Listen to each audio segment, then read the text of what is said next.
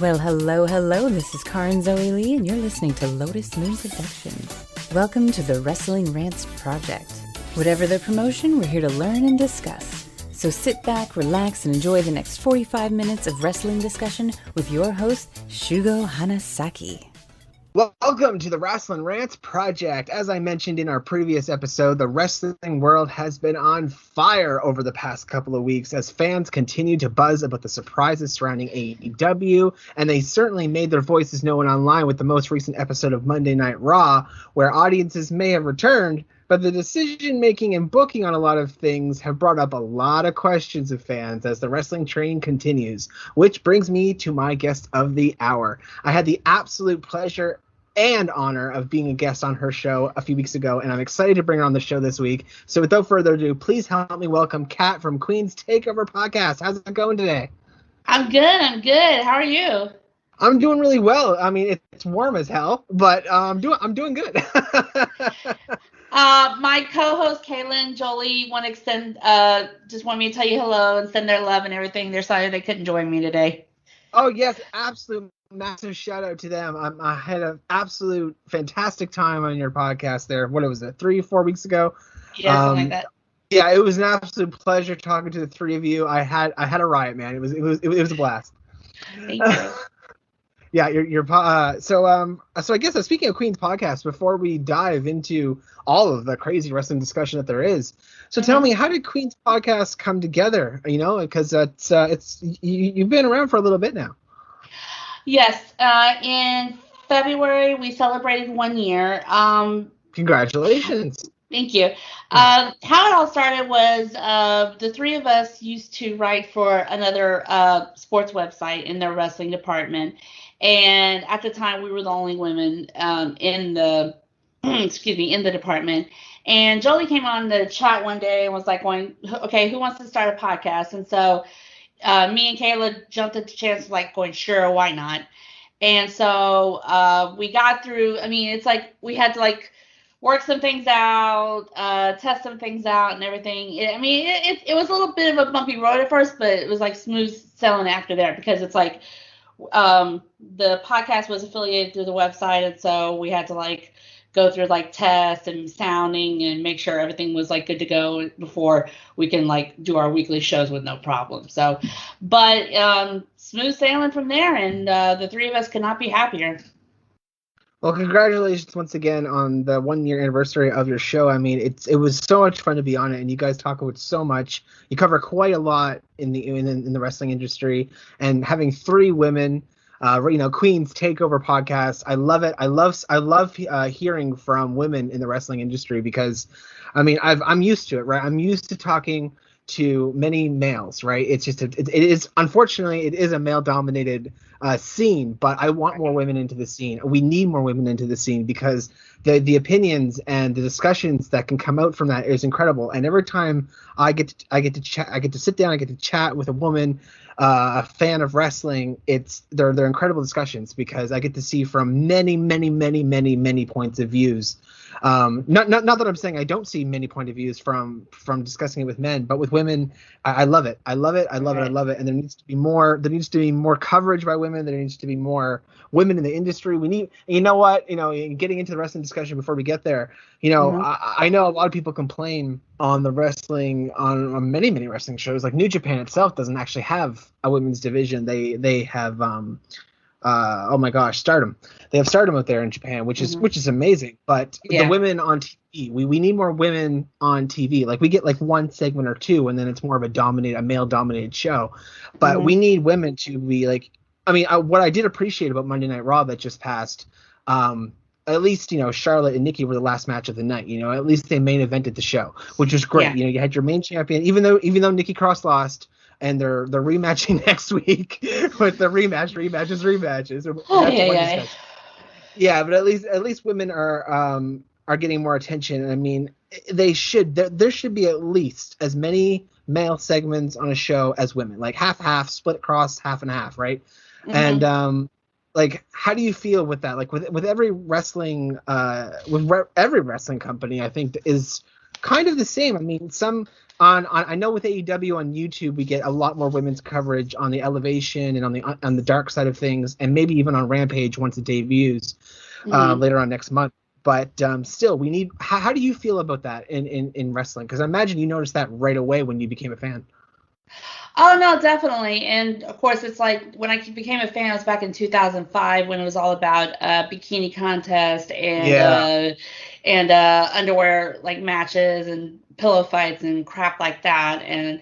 But these days, it depends on what show you watch. I mean, AEW, yes, they do have their YouTube shows that feature a lot more women, but a lot of people care or focus more on what's TV. Yes, they do have Rampage coming up, and even Kenny Omega, who oversees the women's division, has said himself that he wants to have more women on TV and everything, because as of right now, they have like one segment per week on a 2-hour show.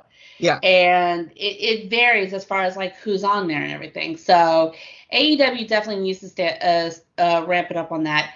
NXT, they do have a good mixture going through as far as like when they show women and everything. So it's like I've got no problems with that. SmackDown as well. Because it's like they do have a couple segments. There's women on there that they do need to feature. Apparently, since Naomi's swapped over secretly, and I've said this on my show like 1,000 times and everything. Unless she's asked for time off or she's injured, can we get Mia Yim on the show, please? Please and thank you. Yes, like absolutely, I agree completely. Boggles my mind. Yeah, she's Mia Yim is an incredible wrestler. Absolutely. Exactly. And so Raw's been like the redheaded stepchild for a while now, and it's a surprise because it's like that's the longest running show, and they have it's 3 hours and everything, and it's a lot lately. Yeah, like you said, it's been a lot of repeats and everything, and I can't wait until the draft comes up, because hopefully this draft will shake things up, because yeah, it just needs a lot of help. And if you have Tamina and Natalya coming over from SmackDown to be on Raw and everything, then something's wrong. You have like a ton of women on that show already, and yes, I know like it's like not all of them are like up to snuff with like being in the championship picture and everything, but damn, come on. Yeah, like, don't get me wrong either. Like I'm incredibly thankful, and I'm pretty sure you are as well, about like, you know, women having last women standing matches. You know, the Hell in a Cell the women have put on. You know, it's absolutely. Been, you know, Charlotte. Yeah, like in the Falls Count Anywhere match that comes to mind was Charlotte versus Sasha Banks. Mm-hmm. That was incredible. You know, the matches when they get the time nowadays, when they get the time, though, they will put the work in. Like they will show what they are made of, because we've seen some incredible matches. And actually, speaking of women in the division, before we dive more into each show, the Queen of the Ring tournament. The Queen of the Ring tournament is starting in September, which is what we've all been asking for. And unfortunately, I mean, it just goes with her persona. I can't see anybody else sadly winning it but Charlotte, because she calls herself the queen, which then it would cement that queenness even more. But all I hope is whoever wins it at the end, I hope we see a lot of stars come out of this tournament, because that's the best thing about any tournament, whomever is in it, is that we see stars come out of it. Exactly. And it's like this is one of these times that, like Money in the Bank or the Royal Rumble and everything, like stars can be made. And with these types of tournaments, when they've done them for the guys, for King of the Ring and everything, it's usually been heels that have won, and it's kind of like elevated her persona even more. I've always had issues with her whenever she's been a manager and everything, but the first thing I heard about this tournament, I was like going, I can totally see Zelina Vega winning. Yeah. She's kind of made a little bit of an impact since her return, her surprising return, I should say. Mm-hmm. Another return just based on that is, and I've been trying, and I've seriously been trying. So Eva Marie, when she was making her comeback and all the videos, all the vignettes, I could see you shaking your head, but to the viewers who can't see us, Yeah, with Eva Marie, I really tried for this. I saw her come back. I knew she was coming back at some point, and I was like, all right, I'm gonna give her the old college try. I'm gonna really see what she's been made out of. And over the last month since her return, I haven't, like, if she has learned how to really wrestle and learn the moves over the past 6 months, they aren't there because I don't see them. And whatever this Eva Marie character is, and how they pissed on Piper Niven and Doudrop with this whole, like, I love Piper Niven in NXT UK. She was incredible. She was so talented. Yeah. And now this Eva Marie, I don't understand what's going on here. Like, I just all I want from the women in wrestling, doesn't matter what promotion, I just want you to go out there and show how badass you are. That's what I want. That's all I want. Is that too much to ask from a wrestling fan? I just want to see women, right? Like, we need badass women. Like, back then, you know, like, I want the badass women of, you know, Stone Cold Steve Austin, John Cena, The Rock, Triple H. I want the badass women of that. Like, we have our Charlottes, we have our Beckys, we have our Sasha Banks, we have our Asukas. You know, we have all these amazing people. Alexa Bliss. You know, like, Bailey. There's so Bailey, absolutely, freaking absolutely. And then we have Natalia over the years, who has been there for quite a while, who is quite talented, and so is Tamina. They just don't get the full time that they need. And by the way, my heart goes out to Natalia. I do hope she's not crazy injured from her scare there on Monday Night Raw. But one thing you mentioned earlier was the bra and panties matches back in 2005 and before that. And honestly, I'm so sorry that you had to endure that, because from my point of view, like, as a teenager, I can see the dirty old appeal in it, but it should never have happened. And that's the thing. The Attitude Era's got a lot of plot holes. It's got a lot of things. And people are like, oh yeah, go back to the Attitude Era. And I'm like, okay, if we ever did go back to, you know, quote unquote Attitude Era-esque, I want the women to be just as attitude and dominant. Like, you know, if the women were going to be like, for instance, back then, you know, if like, okay, you know, Trish and I don't know, oh my gosh, what's her name? Just any women, Trish, right. Ivory, Michelle, anybody, just toss them into a match, bra and panties. I want those women to look at management and go, what the hell did you just say? What are you putting me in? How about you wear the bra and panties? Like, exactly. You know, I want some attitude with them. And, like, that would be an amazing storyline, too, coming up. That would be an amazing storyline. The women against management saying, no, we're going to go. We're going to put on we're going to put on the best performance possible, because, again, like, NXT has one of the best women's divisions across the planet. And Amen. The women, like, we just got Shotzi Blackheart and Ember Moon, I believe, back on SmackDown. I believe that was right. Tegan Nox. Yes, they were tag teaming on in NXT. Then Nox made her return, and then they left Ember Moon in the dust. Yeah, I was a little weird about that. Them being tag teams for so long, then just Tegan Nox appears, and then poof, Ember Moon's just solo. So it's like they could make amazing triple stable, like just a stable of the three of them, really. Exactly. But yeah, so before we dive any further about into Raw and AEW and what's coming up, every time I have a new guest on the podcast, one thing, and many other wrestling podcasts like to do, is you mentioned that your origins were 2005, right? Mm-hmm. Yeah. So when you walked into the wrestling industry, how did you get into it? What grabbed your eye? What did you like back in 2005? And what made you think, I'm going to stick around and watch this for the long haul and, you know, take all the headaches that come with it? Well, first and foremost, it's like I've said that if women's wrestling was back in 2005 what it is today and everything, I actually would have probably tried to give it a shot myself. Because it's like that, seeing all that crap going on back then, it kind of like deterred me from just, I'll be a spectator. There's no way I can get into it. It pissed me off. It genuinely did. It pissed me off how women were treated back then. Exactly. But to answer your question, okay, so it was summer of 2005. My eldest nephew was over at my house, and he was about 9 or 10 years old at the time. It was almost his birthday, so that's why I say 9 or 10 at the time. And we were just kind of hanging out one day. He was bored, so he was like going, hey, Kathy, can I go ahead and put in a tape? I'm like, going, sure, go ahead. And it was Vengeance, 2000. Oh, yeah. Oh, wow. So, okay. Yeah. So that was actually the first WWE event I fully watched. And, of course, it's like you have Kane and Edge. You have John Cena with the triple threat match against Jericho and Christian and everything. And then you get to the main event. Batista and Triple H in a Hell in a Cell match. I'm sitting there and I'm like going, what the hell am I watching? Seriously? Chris, you bring this over to my apartment? What the hell? And so he leaves, and then during the week, I catch Raw and I catch SmackDown on TV. I'm just casually flipping channels and everything. And I just see these shows on, and it grabs my attention a little bit. Okay, let me watch a couple minutes of this. And it's been something that my nephew and I can relate to, talk about, bond over, share, because it's like I started recording all the weekly shows for him. I started paying the $50 at the time to do the pay-per-views.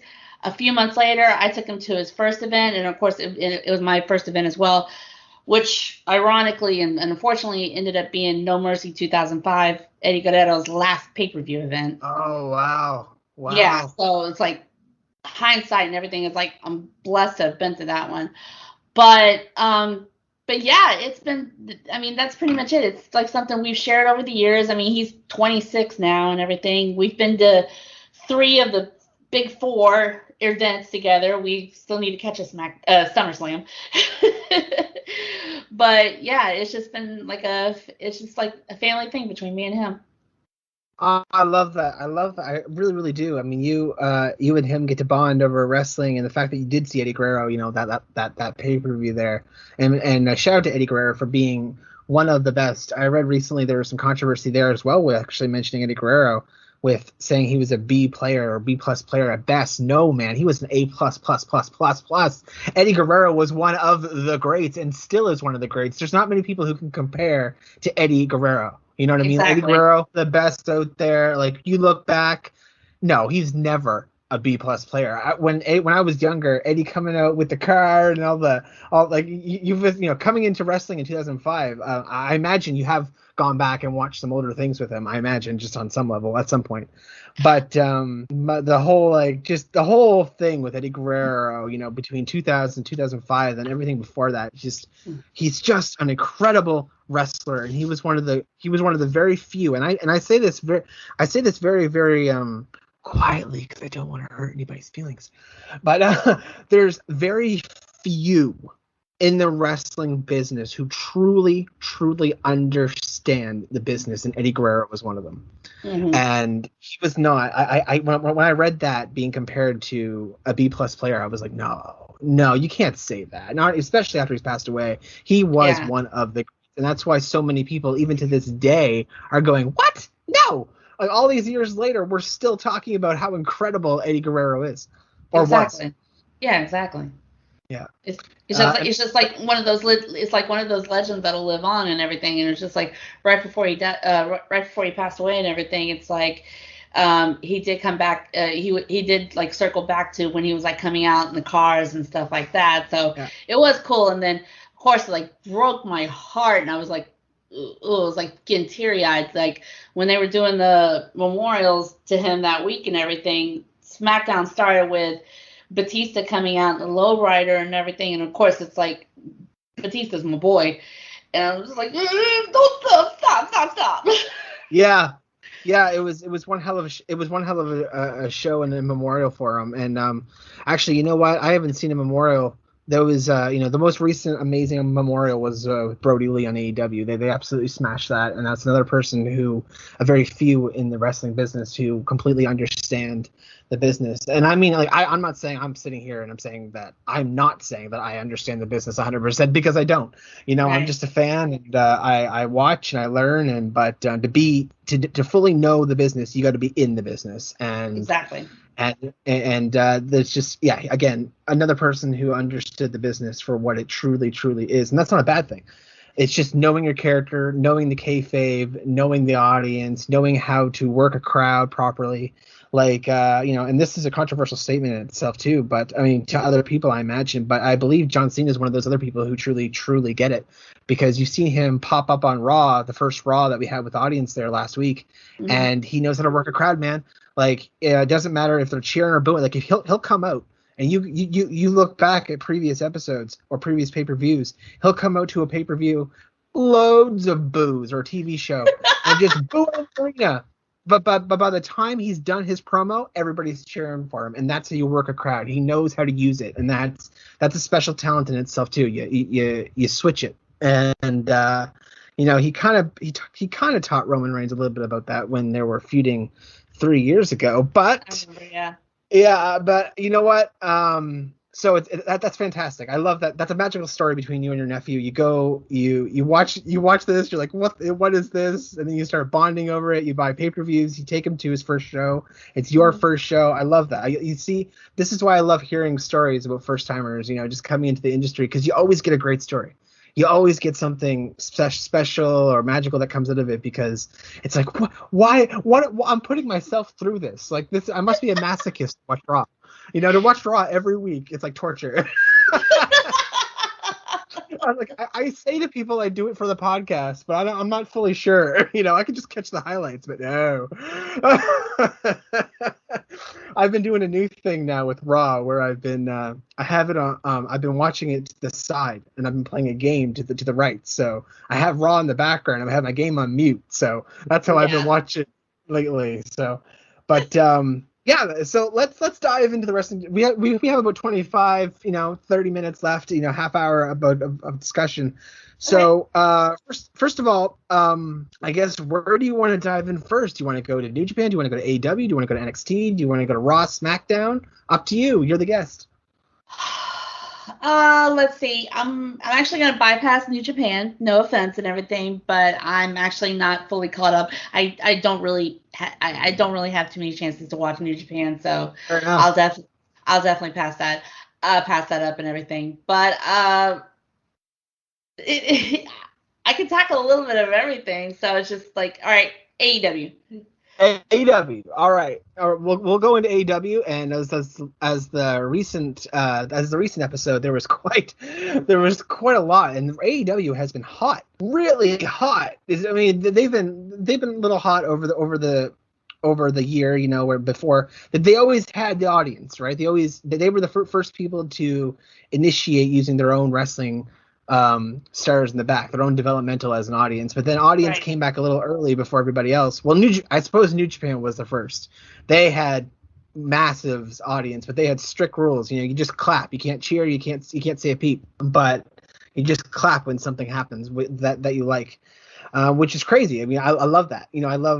I think it's a great idea. I think. What's that? Sorry. I didn't mean to interrupt you there, Kat. No, I was just clapping and everything, but it's like I gotta cheer, I gotta cheer, I gotta yell if I don't like something and everything. It's just like I can't just clap. But that's just me. Yeah, totally. It's just for the pandemic rules alone, I just thought it was a great. I thought it was a great idea. Like, just sit there, clap your hands if you like this person, stomp your feet if you don't like them, and I thought that was just a really healthy way to keep the pandemic in control. Like, that way you could fill an arena full of thousands of people and be as, I guess, conservative of the situation as possible. But there's nothing like going to a show and screaming your head off and cheering your favorite wrestlers. Absolutely nothing. There's nothing like it. I've been to quite a few live shows myself. So, I mean, but I would listen. You know what? If I walked into an arena here in Canada and they were like, you can't cheer, you can't do this because of the pandemic, I'd be like, all right, cool. As long as I'm here, I'm happy.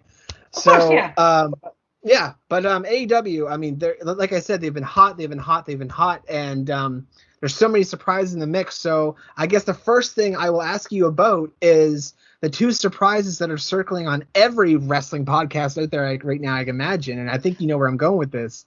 Is Bryan Danielson and CM Punk. What are your feelings about not only Punk still being in the discussion 7 years later, he's still floating around, but he's like, and I don't mean this in a bad way, but he's like that cold that you just can't get rid of. Like CM Punk is like I don't mean that in a disrespectful way. He's just always there. The discussion's always there. Every couple of months, he'll just come back into the discussion. Right. But how do you feel about them both coming to AEW? Okay, for Punk, I'll believe it when I see it, because he's always been like a little bit of a maniacal one, and apparently lately he's following AEW, WWE. He unblocked Vince and all of them and everything. So apparently, yeah, he's supposed to make his debut at All Out, which is in Chicago, his hometown and everything. But with the little trolling stuff he's been over the years and everything, I'll believe it when I see it.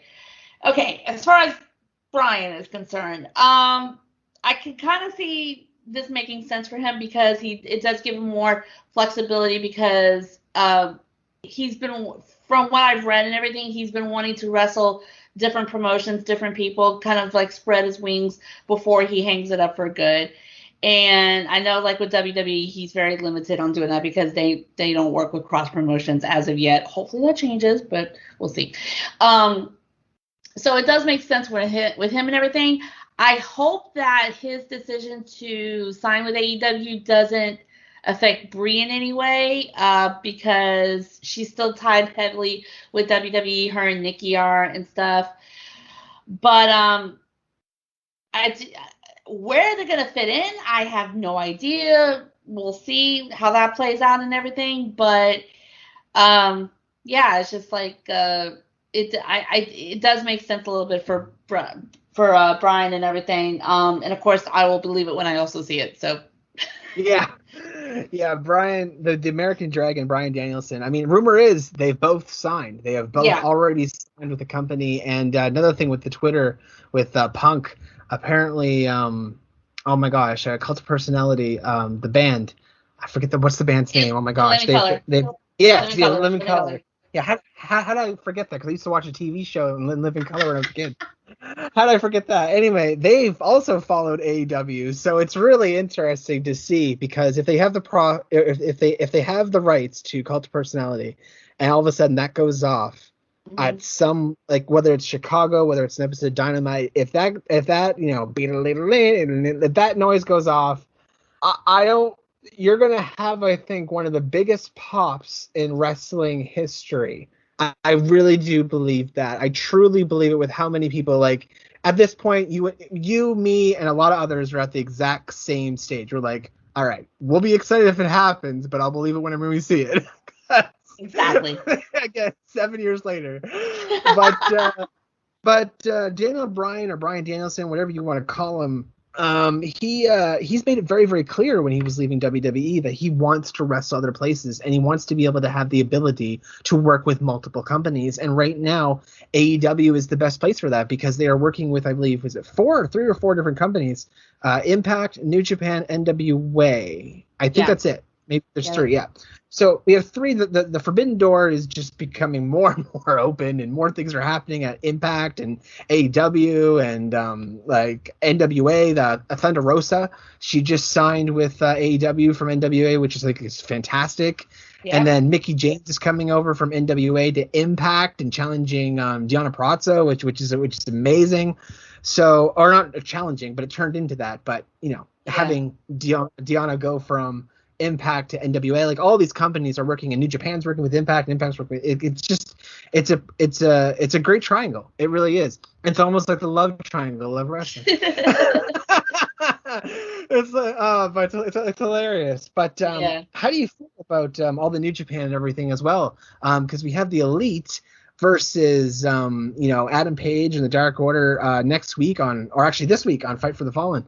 And we have the Elite, but we also have it's Impact and AEW coming into one, but then we have Kenny Omega getting confronted by Jay White over on the Impact side of things. So we're really building to what is happening here between, I don't know if it's the Dark Order, like Team AEW with Adam Page and Dark Order. That's what I'll call them for right now.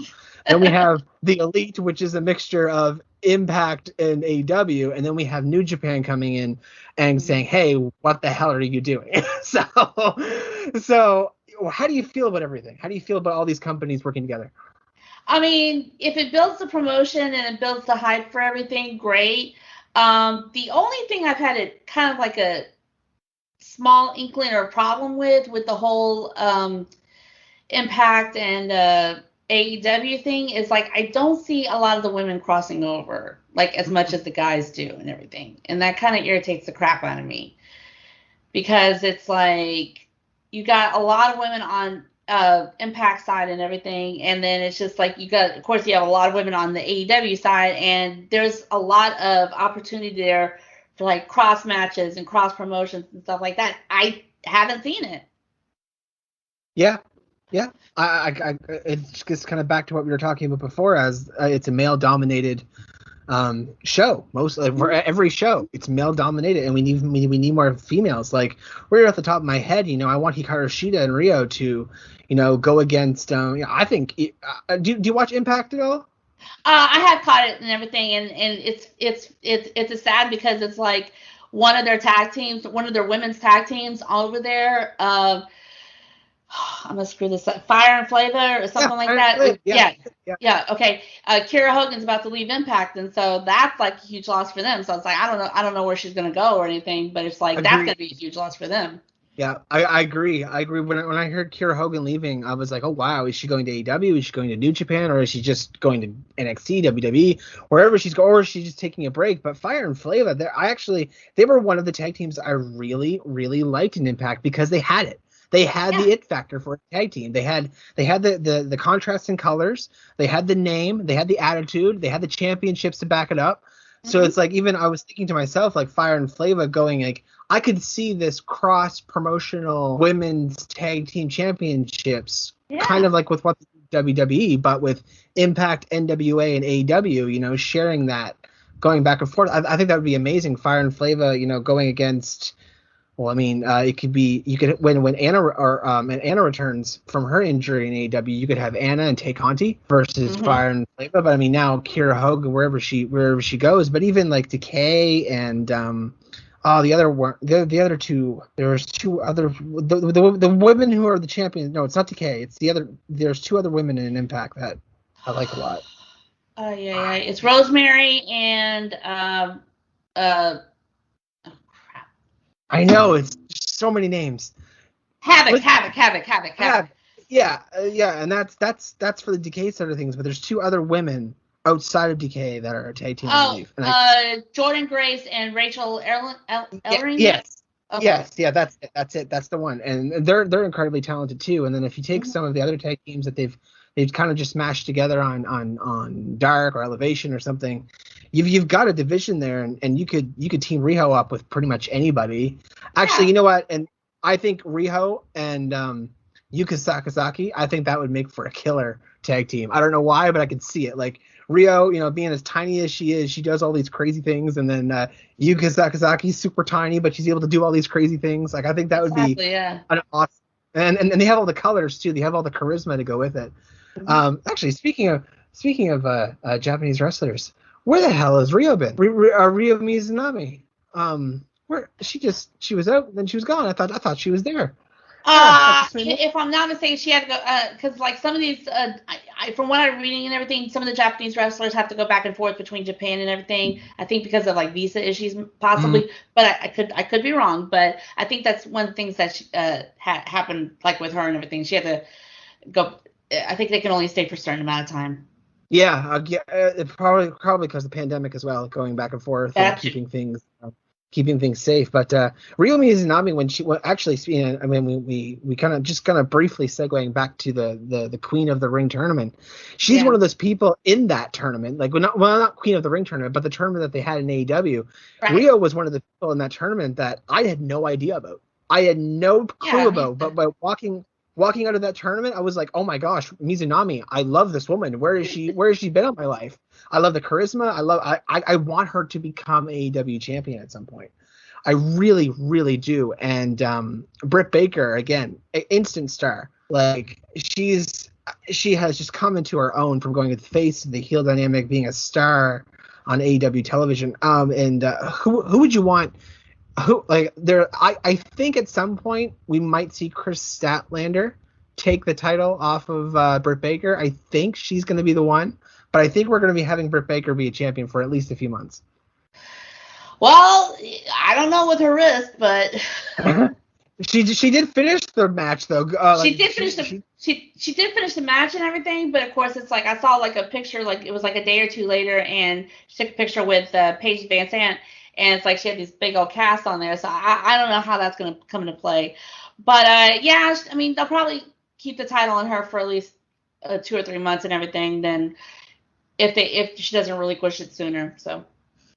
Yeah, I mean, Britt Baker, she could just come out and say, look at the here's more controversy against me. You know, there's more goals, or there's all this stuff is in my way. This was planned. You know, Right. Tony, you planned for me to get this injury. Blah blah blah blah. You know, Britt Baker, she can make anything work. So I mean, God knows what she has in store about that. She'll come out and she'll be like, this is your fault. You know, you had this planned. Yeah. And she'll be like, I'm not wrestling, and she'll get whatever. Like she's just amazing. She's incredible. Now, in the AEW side of things as well, now we had some crazy surprises last week that we're going to see the payoff this week on AEW. And we're going to have Malachi Black. I think him and Cody are going to have a showdown in the ring, which used to be Aleister Black. How do you feel about him coming to AEW? I mean, I knew it was like always a possibility and everything after he got released, which is stupid. Yep. Absolutely fucking sorry. Absolutely fucking stupid on WWE's part. They finally bring him back, give him this whole guidance, with the new storylines and stuff like that, new merch, and then bam, he's gone. Absolutely stupid. But back to Malachi. Okay, so I always thought it was a possibility. I was hoping that WWE brought him back, but that didn't happen. I was surprised how fast it happened, and all because of a clerical error. Yeah, all because of a little error on a contract. I can't believe. Well, actually, you know what? With all the crap that happens in WWE, I can believe it. You know, all because of a little error. But it's amazing, also, and everything that he's kept up the storyline and the stick with his eye. Yes. Yeah. Because it's like he added he's got the different contact there. He's got all the different makeup there. So it's like he's still keeping up the thing with his eye, which I thought is itself is awesome and really cool and everything. But yeah, WWE screwed up so much letting him go. And after he's done with this little thing with Cody and everything, whew, trouble. Yeah, I can't wait to see what direction he goes with. I want him to have a good feud with a few different people before he gets into a title picture, because right now he doesn't need to be in the title picture. He just needs to be done. Yeah, he doesn't need to go near Miro. I mean, also, by the way, God's favorite champion. I freaking love Miro's God favorite champion. It cracks me up every time I see it. I love what he's done to the TNT title. I think it's a gorgeous look on the title. Just plop that in there. But yeah, we don't need Malachi Black going near Kenny Omega or whoever has the championship at the time. We don't need him going near Miro right now. We just need him to get through Cody Rhodes and a few other people, right? Because exactly. Cody is rumored to go off TV for a little bit for his Go Big Home show or whatever it is, the Big Town show. So he'll be going back to that. Yeah, he'll be going back to that shortly, I believe. So I think this is where Malachi Black's going to get his first win. Okay. But and the other surprise there too, or not last week, was Malachi Black made the surprise the previous week, but out of nowhere, MJF announces Nick Gage, who between me, you and everybody listening, and I just use between for multiple people, which is already the issue. It's okay, grammar people, you can pick on me later. But Nick Gage, he's one of those names where, I watched, I took the advice of Conrad, who was my guest on last week or the week from Everything Pro Wrestling. Definitely shout out to him. Go check out Everything Pro Wrestling if you need more in your podcasts for wrestling. But amazing guy to chat to, and I'm sure you'll enjoy every podcast you'll hear. But Nick Gage, he suggested me to go watch the Dark Side of the Ring episode with Nick Gage. So I did that very night. I told him I would, and I did. And my God, I've seen clips of him on YouTube, and I've seen little bits and tits, here and there. But I've never seen a full match. I've never seen the whole Nick Gage experience. And from what I learned from Dark Side of the Ring, and from what I've seen from the clips over the years, and the name has always been in my ear. I've heard the name. I'm not sure if you're a big fan of Nick Gage, if you're just hearing about him for the first time, but having just that status, that indie status, just waltz your way into AEW, and the crowd went ballistic, especially against the rebirth of the Painmaker from New Japan. How did you feel about Nick Gage being called into AEW? I will be completely honest. Up until that moment, I never even have heard of him. Mm-hmm. And it's like, since I've been doing this podcast and everything, I've been learning more about the indie side because it's like of other podcasts, indie wrestlers we've had on the show. We've sponsored some indie events and stuff like that. But he's actually one that's never come across my radar and everything. So I didn't know much about him. But in this last week, I've heard his name. His name's been popping up, of course, and everything, especially after last week's Dynamite episode. But yeah, I never really had heard of him. So. No, it's fair, man. It's fair because I mean, when he came out, I didn't even I knew what he looked like, and again, I heard his name, but I wasn't a fan of Nick Gage. I just knew how incredibly crazy he was from everything I learned and saw on YouTube and stuff. So but I got goosebumps. I genuinely felt the electricity, the energy come through my television when I saw Nick Gage come out, and the crowd went nuts. Everybody in that arena.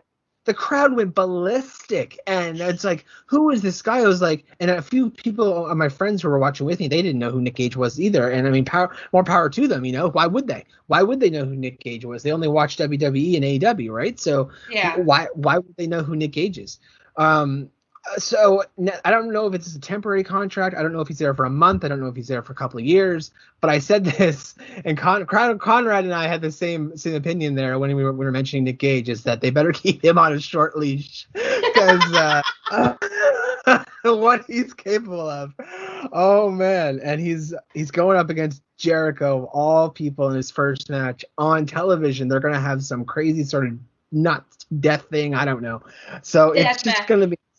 Yeah, it's going to be insane. And then, of course, Jon Moxley lost his title against Lance Archer, which I thought was incredible because, I mean, I keep telling people this. I became a massive fan of Lance Archer a couple of years ago in the G1. That's where I got my introduction to him in New Japan. And now that he has the IWGP US Championship, that I love it. I have 2 AEW guys fighting over a New Japan title, and the title changed hands on AEW television. That's incredible. New Japan and AEW must be real close for that to happen. Exactly. But now before we sign off, and I told you I was going to ask you this, and you told me brace yourself. So you know where I'm going, and I'm going to segue back into WWE just briefly before we sign things off, because I have some opinions about this too, and I got to hear it from you. Okay. Karrion Kross. So there's a lot of controversy with Karrion Kross right now, and we spoke a little bit about it, Conrad and I, in the last episode. But so we've seen Karrion Kross. For those who don't know, those who haven't been a little bit out of the loop, we've seen Karrion Kross twice now, the NXT champion, on Raw the past 2 weeks. And 2 weeks ago, he lost to Jeff Hardy, who's been on a losing streak, who they've done hardly anything with, who is, by the way, one of my most favorite wrestlers on the planet. And this is how much of a point I'm going to make with this. And Jeff Hardy beat Karrion Kross by using the ropes in under 2 minutes. So he used heel tactics as a face to beat the undefeated NXT champion in under 2 minutes. And that's how they treated Karrion Kross. Now, supposedly there's some rumors backstage about Vince doing this or showing or getting back at Paul Levesque, Triple H, for NXT not beating AEW. I don't care about the backstage politics. I don't care. I don't give a crap about the pettiness. All I care about is that is your NXT champion. That is your dominant factor. And when he gets jobbed out like that, because let's face it, he did. Oh my gosh, Karrion Kross, but then with Keith Lee, and this is where we want to talk about Keith Lee. And you mentioned the Keith Lee Karrion Kross situation, and I'm getting ready for some rants, and I'll bring it all, Kat. I can't wait to hear it. And then last night on Raw, we had Keith Lee return too as well 2 weeks ago, and he lost, but then he lost to Karrion Kross last night, and Keith Lee has now lost against the WWE champion, which, in my opinion, I think is okay because it's the champion. At least in this case, he's lost against 2 champions. But with the roller coaster that Karrion Kross has been going through, and the roller coaster that Keith Lee has been going through, and we're going to hear, I guess, in the next couple of weeks about why he was off TV for so long. And I hope everything's okay with him. I truly, truly do. But Keith Lee, he's he's your homeboy. He's from Texas. So, I mean, tell me all about how you felt about Keith Lee losing and how he's been treated, because this is what I want to end things on. Get ready.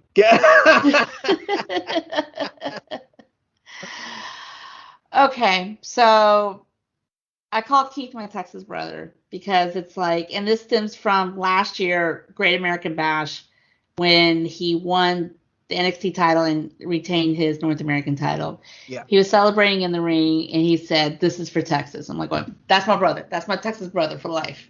Yeah. Okay, so I've been wondering what the hell's been going on with him, just like everybody else. And to a point, I was like going, okay, when he comes back, he'll come back and explain everything. So no problem. Okay, so last week, Monday Night Raw in Dallas. He's from around that area. He comes back. I'm so happy to see him. He steps up to Bobby Lashley. I'm so happy. Yes, the last 2 weeks he did lose to champions, but I'm wondering where's the direction with him? Where's this going? It's like you bring this man back who's everyone's been wanting back for months. Before he went out, he was in line to win the U.S. title, and you bring him back and lose 2 times in a row. Where's the direction? Where's this going? Why are you treating this man like this? It's like, and I'm just baffled and pissed as far as like what's going on. Yeah, and he'll explain what's going on. I mean, why he's been out on. He'll explain why he's been off the TV and everything, or out of the ring. But that's the irritating part. It's just like you bring this man back, he loses 1 week. The Lashley one irritated me the most, because yes, Kross, he's got history with Kross, and Kross needed to bounce back from the win that Hardy stole from him the week before. Yeah. I stole. The one with Lashley pissed me off the most, because yes, he came out, he confronted the WWE champion, and he got some good licks in him, gave him a little bit of run of his money before Lashley ended up winning the match. But you bring him out to lose to Bobby Lashley to set up a storyline that we already knew that was coming with Goldberg. It's like there could have been 1,000 different ways that you could have utilized this man to bring him back in a more positive manner. But no, you kind of use him as a stepping stone. That pissed me off the most, because this man deserves a hell of a lot more. Yeah. Yeah. I agree. I do agree. I agree with everything. I agree with everything you just said. I really, truly do. They need to have a direction with him, because, and again, let's teleport briefly back to when he did win the NXT championship and the North American title. And it was a massive celebration. But we all know at the end of the day, unfortunately, that was a ratings grab. And that's what bothered me back then, because NXT is great. It's a great product, and I highly recommend it to everybody else. Like, I really, really do. But this is the issue with the surrounding Karrion Kross, Keith Lee kind of issue, is constantly we've been burned by fans who we invest in. We tune into NXT, because whether it's developmental, whether it's not, it doesn't matter. We tune into NXT, we start having a love for these superstars, these women, these men, and all of a sudden they're called up to, I guess, quote unquote, the main shows. And either their past is forgotten about, or it's just not properly utilized. And you have a former, double champion. It's Keith Bloody Lee. He is amazing. And Vince should be blessed by his holy stars that he has somebody as talented as Keith Lee on his roster. He's got the size, he's got the moves, he's got the charisma. He can talk on the mic. He could do it all. And the last time I saw he's at least 300 plus pounds. Yeah. Yeah, and you've seen him do a Spanish fly. The guy is insane. He's incredible. He should be utilized. And for him to come out twice after being gone for months, he just comes out to losing streaks. And yeah, it is against 2 champions, but he is a former double champion at the same time. You got to acknowledge what he's accomplished in NXT. And I don't understand what's going through the mind of Paul and Vince, like, Paul Levesque, aka Triple H. I don't understand why they would allow this to happen. Like, if you have nothing for him, don't bring him back to lose. Put somebody else in there. You could have put anybody else in there to lose against Bobby Lashley and Karrion Kross, not Keith freaking Lee. Or at least have Keith Lee and Karrion Kross go out there and put on a 15-minute banger. You know what I mean? Like, at least go out there. Keith Lee, he loses to Karrion Kross, but at least he shows what he's truly made out of. And the crowd's like, oh, yeah, Karrion Kross, of course he retained, but that Keith Lee, he's something else, But Exactly. that's the problem here is with Karrion Kross losing in under 2 minutes to Jeff Hardy, and then Karrion Kross beating Keith Lee, but then I guess Karrion Kross might lose it to Joe at TakeOver 36. Nobody knows what's truly going on here. And then, of course, Jeff Hardy caught COVID, which that screwed up some plans, I'm sure. But they've been acknowledging Jeff Hardy's former WWE Championship run now multiple times on commentary. Like, they're saying, like, he's come back out now to No More Words, so maybe they had a direction, Jeff. Was he going down to NXT? I don't know. But, yeah, I completely agree. Keith Lee's got to be utilized more. We have the guy back. He is a future bloody world champion on both brands. Like, it doesn't matter what brand he is on, as long as, nothing bad happens, no injuries take place, he is one of the people that people are going to see in 5 years to come as one of the future dominant people on WWE, because he's got the whole bloody package. And if WWE, Raw, Vince, SmackDown, whatever, if they cannot somehow capitalize on this man's talent, because he truly is limitless, and I mean that, like, if they can't capitalize on that, I throw my arms up and I'm like, okay, then because you have it all. You've asked for it, you've wanted it, he fits the mold, he has it all, and you can't make it work. So is he on a losing streak? We don't know. I mean, has he returned to a losing streak? Do you think he's going to lose next week? God, I hope not. Because it's like, there's not another champion unless he somehow goes against Roman. But no, it's like, I've heard like different kind of scenarios with this. It's like I saw this on Twitter. Someone brought up like Keith Lee comes back, has a few more losing matches and everything, then gets confronted by MVP and ends up like joining the Hurt Business in one way.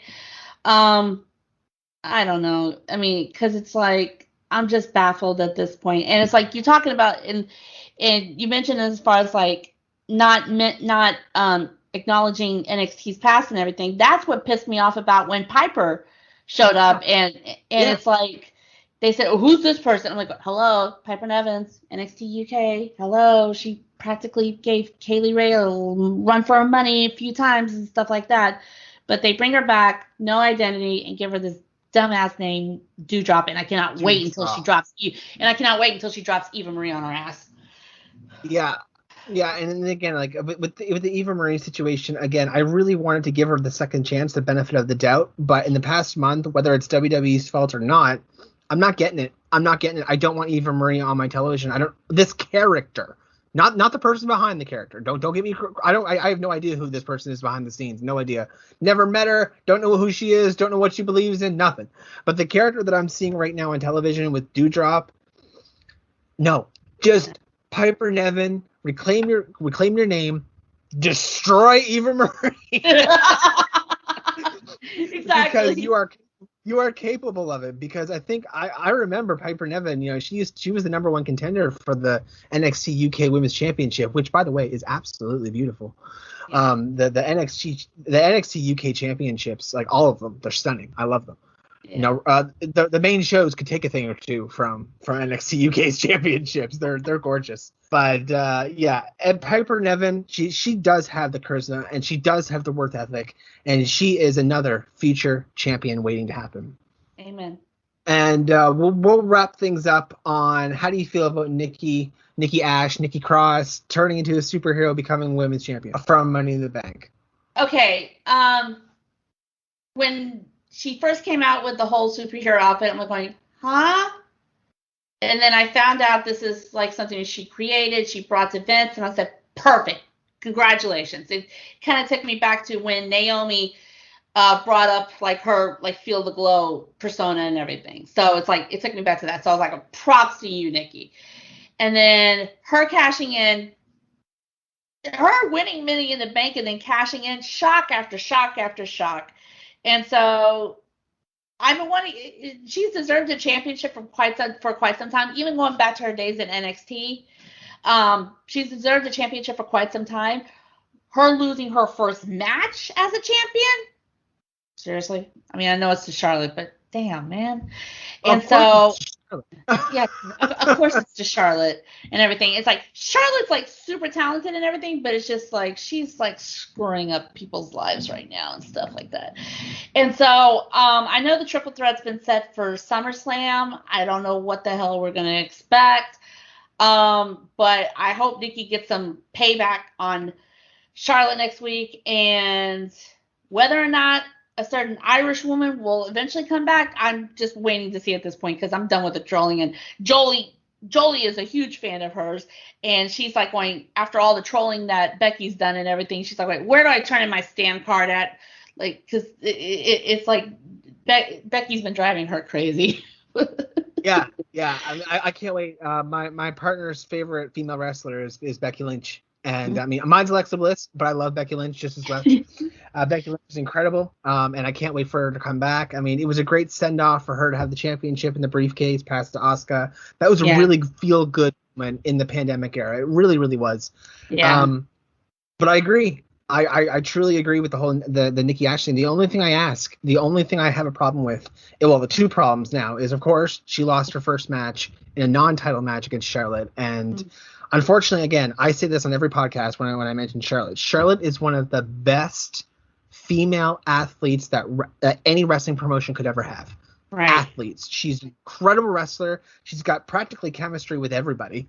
You can't have a bad match with Charlotte. She's incredible. But the way she's booked and how she knocks people off, and all of a sudden now, by the way, they just dropped 2 of her NXT title runs. I think they backwards on that. That was really strange. I don't know what happened. They need to make up their mind as far as like what they keep counting and not counting and everything, because it's like, first it's like the Raw and SmackDown championships, then they add NXT, then they add the tag titles and everything. It's like, make up your mind. Yeah, exactly. I agree. I completely agree. Like, or sort your shit out. It's not our job to sort your shit out. Like, unless, hey, I'm all for being. If you want to hire me as a receptionist, WWE, I'll organize all your shit. I'll put the files where they need to be. I will acknowledge everybody's prior belt. Just get that shit sorted out. But I think with the triple threat with Rhea Ripley, Charlotte, and Nikki at SummerSlam, I genuinely have a feeling that they're not going to know who's going to get that title until the week of. And I say that because they're going to test the waters over the next 2 to 3 weeks to see how this character with Nikki as champion comes across. And if they believe that Nikki is going to drop the belt, I don't think Charlotte's going to get it. I really think it'll go back to Rhea, and I think we're going to have this triangle. Yep. I think because, and then maybe somebody else will come into the fray. But and the second thing with losing to Charlotte that truly bothers me is just context. Nikki brought the idea to Vince. Vince loved it. Nikki's living her best life. I love it. I love how she has this power of her character. But could we have had at least 2 weeks of context before she just poofed and transformed into Nikki Ash? Like, I love Nikki Cross, and I love the whole sanity gimmick. I loved when her and Alexa Bliss were together. She is a former tag team champion. She should have been a former champion long time ago. Like, she could have been an NXT women's champion. She's incredibly talented. She just came out of nowhere with this, and I hate that. I hate when things just poof out of nowhere. But that's Raw, right? It's to be expected.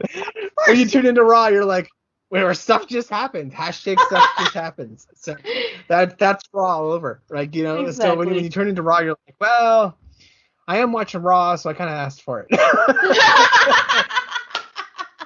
Raw is like that mystery show. It's like that mystery, what's going to happen next? They don't need a wheel. You just watch Raw.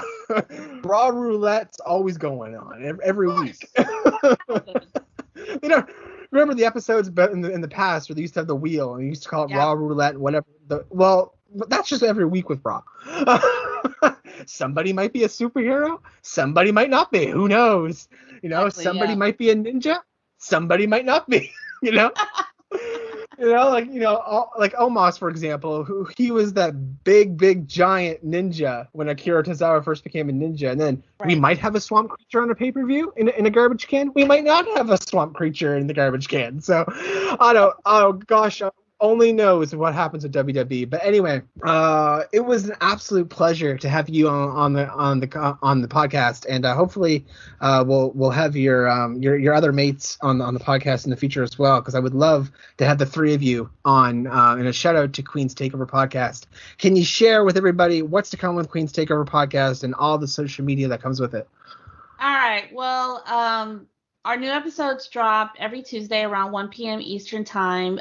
You can follow us on Twitter at QT Bowdown. We usually drop the links through there. As of right now, we're still only in audio podcast, so you can catch us on all the major platforms with that: Apple, Spotify, Google, Pandora, iHeartRadio, blah blah blah. And then as far as like what's to come and everything, it's just taking this week by week. As I stated earlier, we do sponsor indie wrestling promotion events whenever we can. There's one coming up this weekend for Mission Pro Wrestling, actually here in Conroe, which is in my area, and then a local promotion, WrestleWave, they're having their first event on the 21st, and so we're just definitely proud to be part of that. And it's like you could catch us on Instagram, we're on Facebook, and that's pretty much it. Awesome. Thank you, sweet. I appreciate it, and yes, definitely everybody go check out QT Takeover or Queen's Takeover, whatever. It's there on Twitter. And thank you, by the way, as well, Kat, for coming onto the show, and thank you for all the sharing, support, the retweeting that you've been doing over the past year. I'm very, very thankful. Definitely my honor, my pleasure. And as usual, you can find all of our socials at SoundCloud under Lotus Moon Productions, which you might just be on right now. I'm watching. Facebook under Lotus Moon Productions, Twitter under Lotus Moon Prod, Lotus M Productions on Instagram for the independent music side of things. And you can search us on YouTube under Lotus Moon Productions. With that, this has been LMP Wrestling, and we are signing off.